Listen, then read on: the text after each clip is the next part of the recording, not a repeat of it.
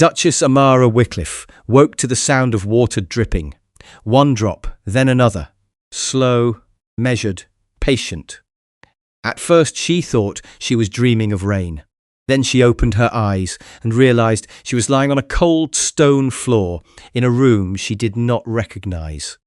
Her head ached. Her throat felt dry. Her wrists were bare but sore, as though someone had held them too tightly. The air smelled of old dust, candle smoke, and damp walls. She sat up too quickly and nearly fainted. For a moment the room tilted.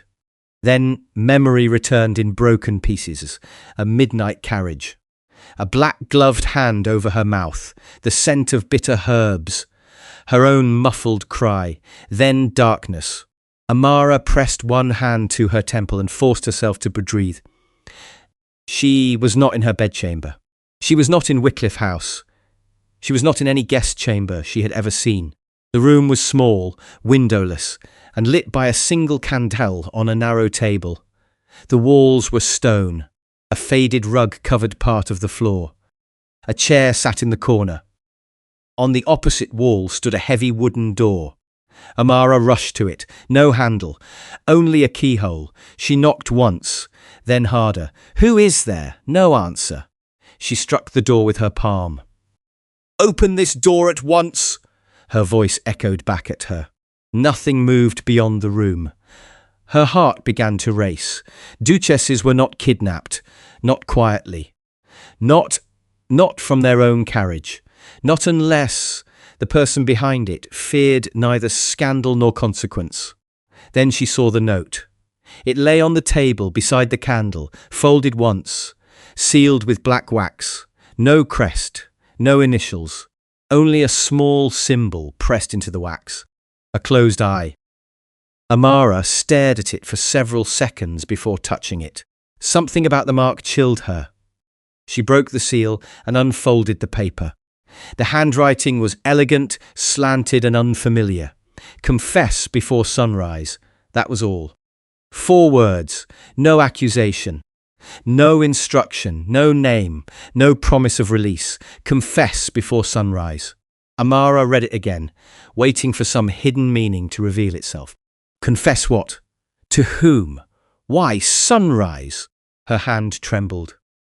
She was 27, widowed, wealthy, and hated by half the court for reasons that shifted depending on who told the story.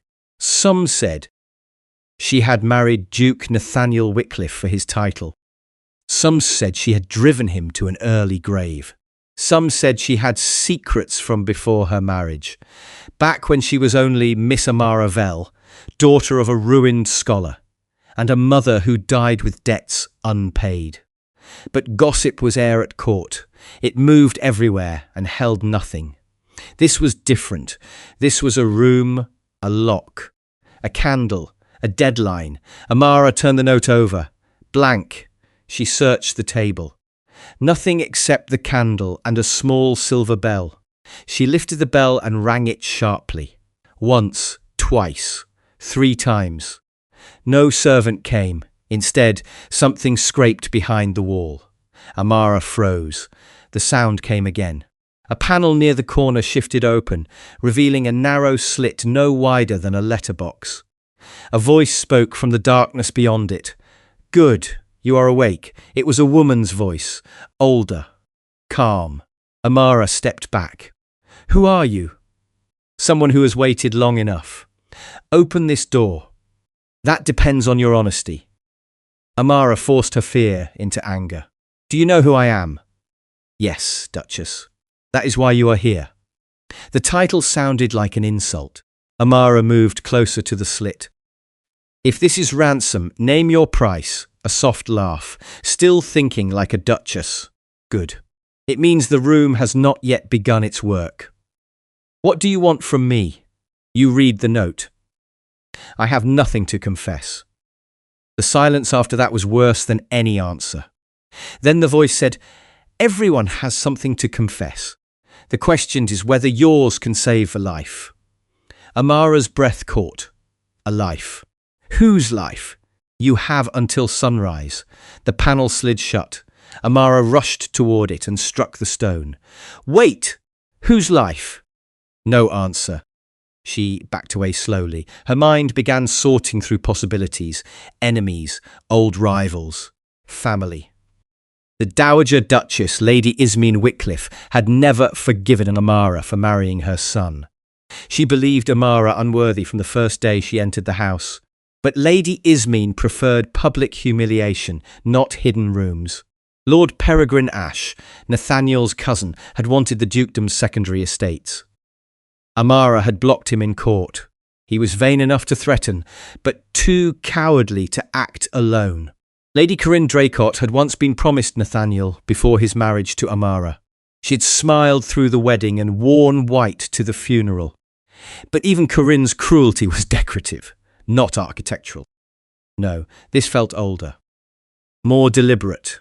Amara returned to the table and examined the candle. It was marked with tiny black lines. Her stomach tightened. A time candle. Each mark measured an hour. It had already burned past the first line. She had perhaps 5 hours until sunrise. Then something moved in the corner. Not a person, a curtain. She had not noticed it before because it was the same colour as the wall. Behind it stood a small mirror. Amara pulled the curtain fully aside. The mirror was cracked down the centre. On its frame, someone had scratched 3 words, "Start with Nathaniel." Her breath stopped. Her husband, Duke Nathaniel Wycliffe, dead 18 months. Found collapsed in his locked study after a winter ball. A glass of brandy spilled beside him. A letter burned in the grate. The physician said his heart had failed. The court said Amara's coldness had helped it along. Amara had said nothing. Because there are certain truths a woman can tell only if she is willing to be buried with them. A knock sounded. Not at the door.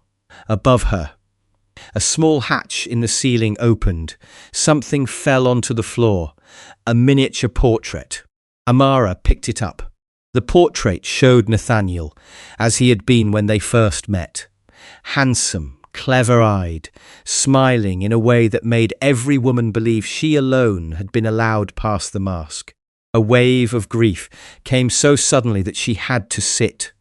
She had loved him once. That was the part no one believed.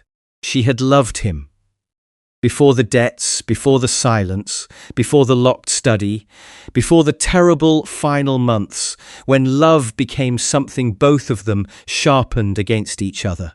The woman's voice returned behind the wall. "Tell the first truth." Amara looked toward the closed panel. "My husband died of weak health." Silence. Then the candle flame flickered violently, though there was no wind. The voice said, "Lies waste the flame." Amara stared at the candle.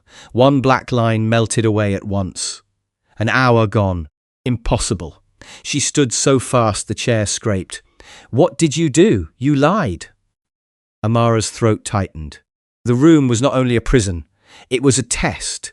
The note had not asked for any confession. It wanted the right one. She looked at Nathaniel's portrait again. The first truth.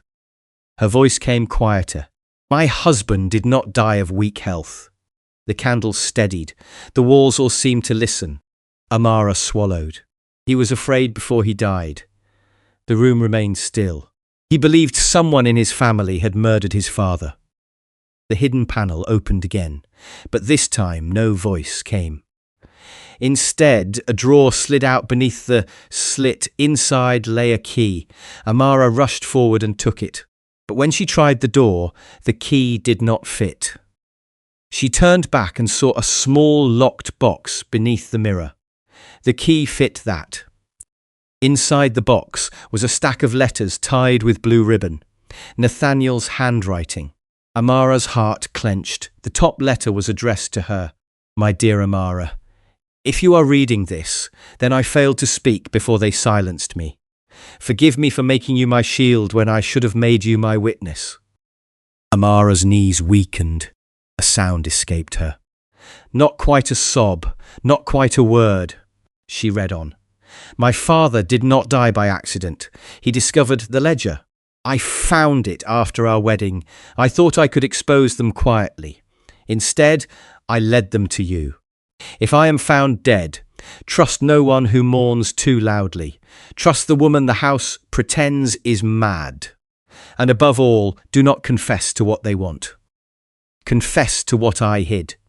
The letter ended there. No signature. No explanation. No name. The woman the house pretends is mad. Amara knew only one person that could mean Lady Selene Wycliffe. Nathaniel's aunt, the locked-away aunt. The family called her unstable, delicate, grief-struck. She lived in the Northern Lodge and was never invited to dinners. Servants were told not to repeat anything she said. Amara had met her once, a thin woman in grey, with silver-streaked hair and eyes sharp as glass. She had gripped Amara's hand and whispered, "They marry women into this family to make them easier to accuse." That same evening, Nathaniel had told Amara never to visit her again. Now, trapped in a locked room with a burning candle, Amara wondered whether Lady Selene had been warning her, or whether she had built this room. The voice spoke again. Second truth. Amara lifted her head. "What happens at sunrise?" The answer came after a pause. "At sunrise, the court receives your signed confession." "I have signed nothing." "You did once." Cold spread through Amara's body. The night Nathaniel died, she had signed papers, dozens of them, statements, estate confirmations, legal acknowledgements. She had been half mad with shock. Lady Ismene had guided her hand. Lord Peregrine had brought the documents.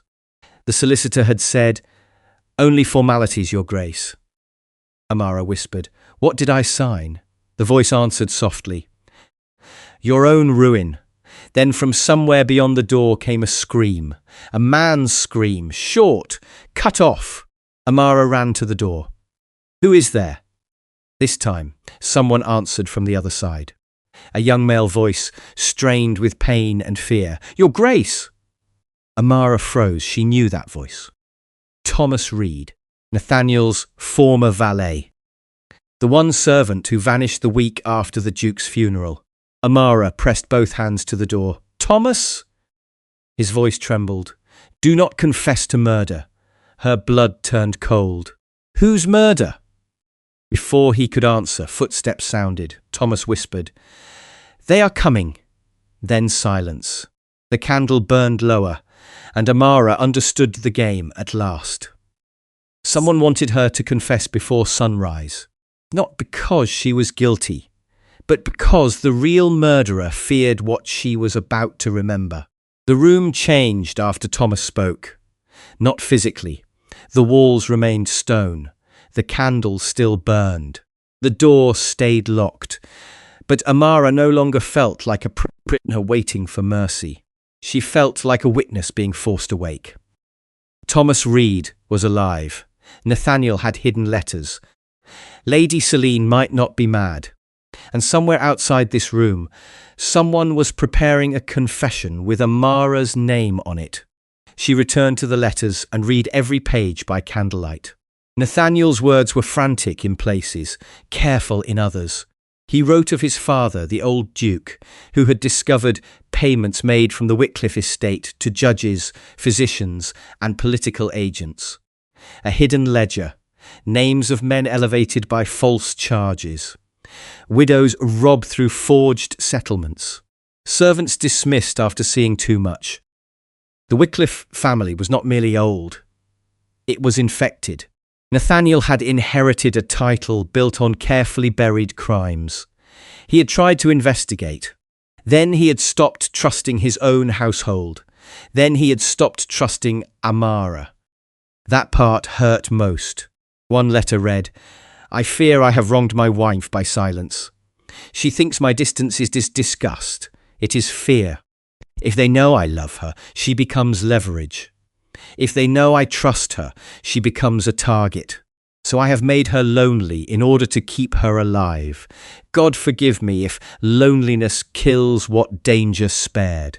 Amara pressed the letter to her chest and closed her eyes. All those months, the cold dinners, the closed doors, the way Nathaniel would enter a room, see her, and leave again as if her presence pained him. He had been trying not to make her useful to his enemies. A laugh broke from her, bitter and wounded. Men were fools, even loving men, especially loving men who believed silence could protect a woman better than truth. The hidden panel slid open. The woman's voice, second truth. Amara did not look up. My husband was investigating his father's murder. Not enough. Amara clenched her jaw. My husband was murdered too. The candle flame rose bright and steady.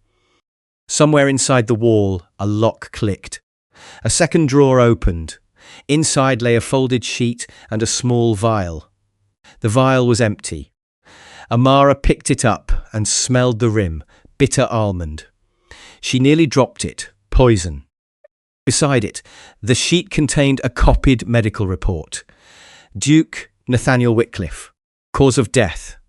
Cardiac failure brought on by natural weakness. At the bottom was the physician's signature. Dr. Marcellus Fane. Amara remembered him. Round face, soft hands, a man who spoke to women as if sorrow made them stupid. He had not even examined Nathaniel long before declaring the death natural. The woman behind the wall said, "Who gave him the drink?" Amara went, still, the brandy, that night, the winter ball. Nathaniel had argued with his mother, then gone to his study. Amara had followed later. He had been standing by the desk, pale and angry. She remembered pouring brandy. No, her stomach twisted. She had poured it. Nathaniel had not asked. She had poured it because his hands were shaking, and she had wanted, despite everything, to be useful to him. Then he had looked at the glass and smiled strangely. "Still kind to me, Amara." She had snapped back. "Do not flatter yourself. I am kind to everyone when they look near death." Then she left. An hour later, he was dead. Amara staggered back from the table. "No," the voice said nothing. "I poured the drink." Silence. "I did not poison it." Still silence. Amara's hands shook. "I poured it from the decanter in his study. Anyone could have tampered with it." The candle flickered. Not a lie, not enough. She forced herself deeper into memory. The study, the decanter, the glass, the letter burning in the grate. Nathaniel watching her as if he wanted to say something. And behind him, the window. Someone outside the study window. A figure in black beneath the terrace arch. Amara's breath caught. "I saw someone outside." The candle steadied. "Who?" the voice asked. "I do not know. Look again." A section of wall groaned open beside the mirror. Behind it was not an isket. It was a small viewing lens built into the stone, pointed toward another room beyond. Amara bent and looked through. She saw a chamber lit by two lamps. Inside sat Thomas Reed, tied to a chair but alive. A man stood near him with his back turned, tall, broad, wearing a dark green coat. Lord Peregrine Ashe, Nathaniel's cousin. Amara pulled back furious. "Peregrine." "Yes," said the voice behind the wall. "He has Thomas. He has many things." "Why show me this?" "Because anger is useful when fear grows tired." Amara looked through the lens again. Peregrine held papers in his hand. He was speaking to Thomas, but the wall muffled the words. Thomas shook his head. Peregrine struck the table beside him, not the man, but close enough to threaten. Then the door to that chamber opened. Lady Ismene entered. Nathaniel's mother, the Dowager Duchess. She wore black velvet and wooples, her silver hair arranged perfectly. She looked no different than she had at Nathaniel's funeral. Regal, cold, dry-eyed. Amara's stomach turned. Trust no one who mourns too loudly. But Lady Ismene had not mourned loudly. She had not mourned at all. The voice behind the wall said, "Third truth." Amara stayed at the viewing lens. My husband's cousin and mother are conspiring against me. Small truth. Amara clenched her fists. They murdered Nathaniel. The candle flared once, then dimmed. Not enough. Amara wanted to scream. What do you want from me? The voice answered. The truth you helped hide. I hid nothing. The candle guttered violently. Another black line melted away. Time gone. Amara stepped back, breathing hard. What had she hidden? Nathaniel's fear? The brandy? The argument? The papers she signed? Then she remembered the funeral. Lady Isman had asked her for Nathaniel's signet ring. You must not keep it, she had said. It belongs to the line. Amara had refused. For the first time in her marriage, she had refused the dowager openly. That night, someone searched her rooms. They found nothing, because Amara had hidden the ring inside the hem of her mourning gown. Why? She had not known then. Only that Nathaniel's hand had been cold when she took it, and removing his ring had felt like saving the last word he had not spoken. Where was that gown now? Stored in the cedar trunk at Wycliffe House, unless Amara touched her bodice. No, this was not the dress she had been wearing when kidnapped. Someone had changed her clothes. The thought made her skin crawl. She looked around the locked room. There, behind the chair, stood a narrow wardrobe. She opened it. Inside hung her black mourning gown, the exact one. Her breath caught. She dropped to her knees and felt along the hem. The stitching was still there. Her fingers tore at the thread until something small and hard slipped into her palm. Nathaniel's signet ring. But the ring was not solid. The crest turned. A hidden compartment opened. Inside was a rolled strip of paper. Amara flattened it with trembling hands. It was a list, names, payments, dates. At the top, those bound by blood and silence. The first name was Dr. Marcellus Fane. The second was Lord Peregrine Ashe. The third was Lady Isman Wycliffe. The fourth made Amara stop breathing. Amara Vel Wycliffe, her own name. Beside it was one note, unknowing witness, signed under grief, to be used if necessary. Amara understood then. The confession already existed. The papers she signed after Nathaniel's death had tied her to the conspiracy without her knowledge. They could produce them at sunrise and claim she had admitted involvement, then tried to retract it. She was not kidnapped to confess for the first time. She was kidnapped to be forced into repeating a lie they had already prepared. The hidden voice spoke. Third truth. Amara's voice was hollow. I signed something after Nathaniel died. Yes, I did not read it. No, I let them guide my hand because grief made me obedient. The candle steadied. No, the voice said. Say the truth without mercy. Amara shut her eyes. This was the confession the room wanted. Not murder, not poison, weakness, silence.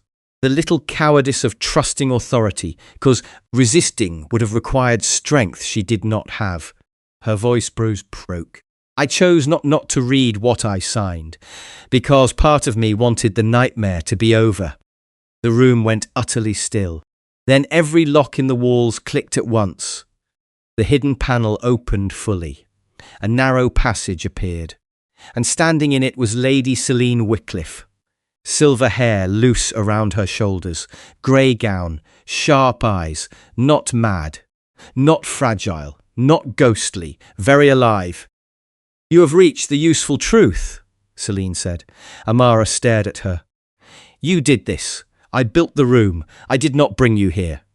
Who did? Thomas. Amara's mouth fell open. Through the viewing lens, she saw Thomas still bound in the other chamber. Selene followed her gaze. He allowed himself to be caught after carrying you here. Brave boy. Poor strategist. Amara's anger rose. You kidnapped me. We saved you from being arrested in your bed at dawn. That stopped her. Selene stepped into the room. Your confession was to be presented at sunrise. You would have been accused of poisoning Nathaniel, forging documents, and conspiring with his enemies. By breakfast, your name would be ruined. By noon, you would be too condemned for anyone to listen. Amara gripped the signet ring. So you locked me in a room and tormented me. Celine's face did not soften. Yes, that is your defense. No, that is my confession. Amara stared. Celine continued, you needed to remember faster than they could destroy you. Fear sharpens some minds. Yours, thankfully, is one of them. I could hate you for this. You should. Later. Celine looked toward the candle. For now, we have 1 hour before sunrise. Amara stepped through the hidden passage with her. It led behind the old chapel walls into a network of forgotten servant corridors built 2 centuries earlier. As they moved, Celine explained quickly. Nathaniel had discovered the ledger but hidden pieces in different places. His signet held the names. Thomas had the original valet testimony. Celine had the room, the letters and the secret passages. What they lacked was Amara's memory. My memory of what? Amara asked. Celine stopped outside a narrow door. The face at the window. Amara's blood chilled. She had not told Celine that part. How did you know? Celine's eyes sharpened. Because Nathaniel wrote that if you ever remembered who stood outside his study, the whole house would fall. The door opened before Amara could answer. Thomas Reed burst through from the other side, bleeding from the lip but upright. Behind him, Lord Peregrine shouted for guards. Celine shoved a pistol into Amara's hand. Run to the great hall. I have never fired a pistol. Then threaten intelligently. They ran. Behind them, footsteps thundered through the passage. Ahead, dawn began to pale through the high windows of Wycliffe House.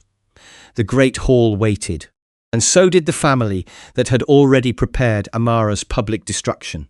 The great hall of Wycliffe House was full before dawn.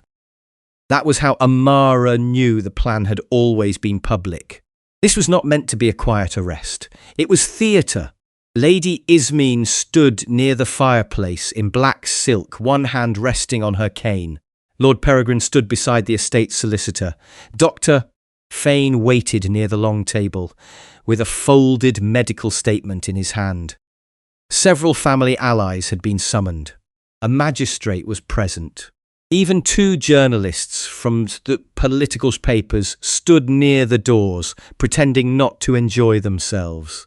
They had gathered to watch the young widow fall. Then the side doors opened, and Amara entered. Not dragged, not weeping, not broken. She walked in with Nathaniel's signet ring in one hand and a pistol she barely knew how to hold in the other. Behind her came Lady Celine. The room reacted like a struck bell. Lady Ismene went white. Peregrine stepped back. Dr. Fane dropped his papers. Someone whispered, Celine. Lady Celine smiled faintly. Yes, still inconveniently alive. Amara lifted the pistol. I suggest no one moves. The magistrate rose. Duchess Wycliffe, what is the meaning of this? Amara looked at the table. There it was. A document already laid out. Her confession, her supposed confession. She walked to it and read the first line. I, Amara Wycliffe, confess freely. She laughed once. The sound frightened the room more than sobbing would have. Freely, she said. How elegant. Lady Ismene recovered first. My dear, you are unwell. No, Amara looked at her. For the first time since your son died, I am very well. Peregrine moved slightly. The pistol shifted toward him. I said, do not move. He froze. The magistrate frowned. Your Grace, lower the weapon and explain yourself. I will explain quickly. Then you may decide who should be arrested before the sun clears the trees. She placed Nathaniel's signet ring on the table. My husband was murdered. His father before him was murdered. This family has used forged statements, bribed physicians, false legal papers, and convenient grief to silence anyone who came too close to the truth. Lady Ismeni's voice was icy. This is madness. Celine's madness, no doubt. Celine tilted her head. For 20 years, you called me mad because I kept saying what you had done. And now you bring a pistol-waving widow to breakfast? No, Celine said. I bring a witness. Thomas Reed stumbled into the hall then, supported by Mr. Calder, an old footman loyal to Nathaniel. Peregrine cursed under his breath. Thomas pointed at him. That man held me prisoner. Peregrine laughed too loudly. A dismissed valet hoping for reward. Thomas reached inside his coat and pulled out a blood-stained ledger page. No, my lord, a valet who kept copies. Amara placed Nathaniel's letters beside the ledger page, then the signet list, then the empty poison vial. Dr. Fane began sweating. The magistrate moved closer now, expression changing from irritation to concern. What is this vial? Amarda looked at Fane. The poison used in my husband's brandy. Fane stammered. Absurd. The Duke died of heart failure. Celine said, You wrote the same about his father. Fane's mouth closed. The first light of dawn touched the windows. Time was almost gone. Lady Ismene saw the room slipping, so she struck where she knew too the wound was deepest. Even if Nathaniel was killed, she said softly. This woman poured the drink. Ask her.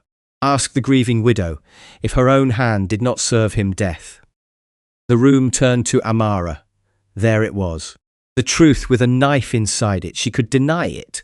She could soften it. She could break. Instead, she stepped forward. Yes, she said. The hall stilled. I poured the brandy. Peregrine smiled.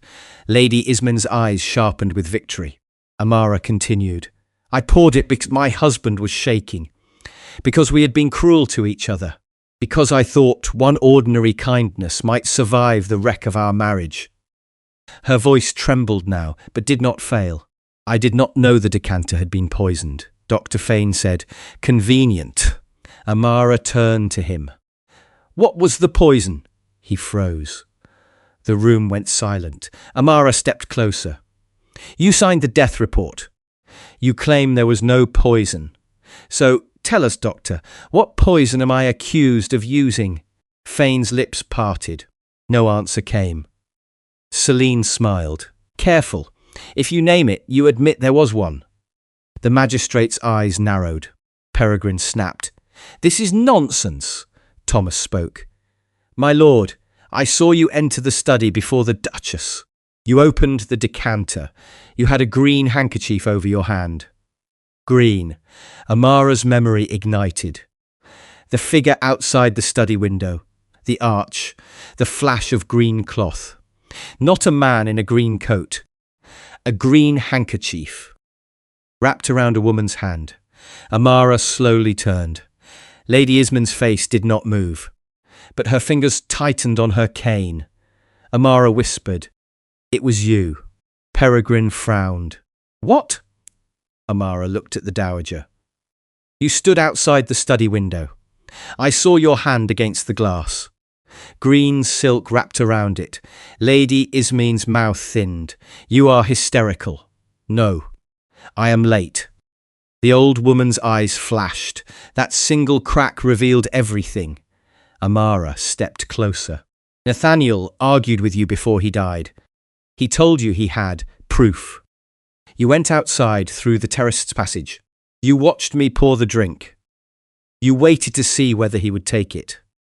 The room held its breath.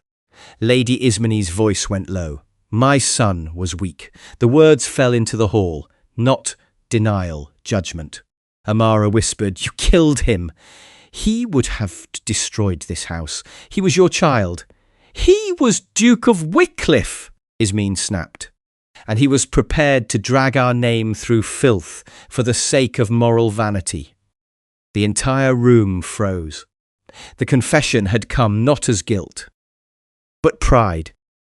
Lady Ismony's face changed as she realized she had spoken too much. Peregrine stepped back from her. Dr. Fane sat down heavily. The magistrate said quietly, Lady Wycliffe, I advise you to say no more. But Ismay was past caution now. She looked at Celine with old hatred. And you, crawling through walls, whispering like a ghost. You should have stayed locked away. Celine's answer was calm. You should have been better at murder. A stunned silence followed. Then Thomas laughed once, badly timed and terrified. The magistrate ordered the doors closed. Lady Ismony was arrested first, Dr. Fane second. Peregrine tried to slip away and was stopped by Mr. Calder, who looked deeply satisfied to block a lord with one arm and no apology. The false confession remained on the table. Amara picked it up and tore it in half, then in half again, then again. The sunrise broke fully over Wycliffe House. Gold light spilled across the hall, touching Nathaniel's portrait above the staircase. For the first time since his death, Amara looked at the painting without anger. You foolish man, she whispered. Celine stood beside her. He loved you badly. Amara wiped at her cheek. Yes, badly is not nothing. No, Amara said, but it is not enough either. Celine accepted that. The following weeks tore Wycliffe House apart. The newspapers had their scandal. The magistrate had his evidence. The old Duke's death was reopened. Nathaniel's name was cleared. Lady Ismond's allies scattered like rats in candlelight.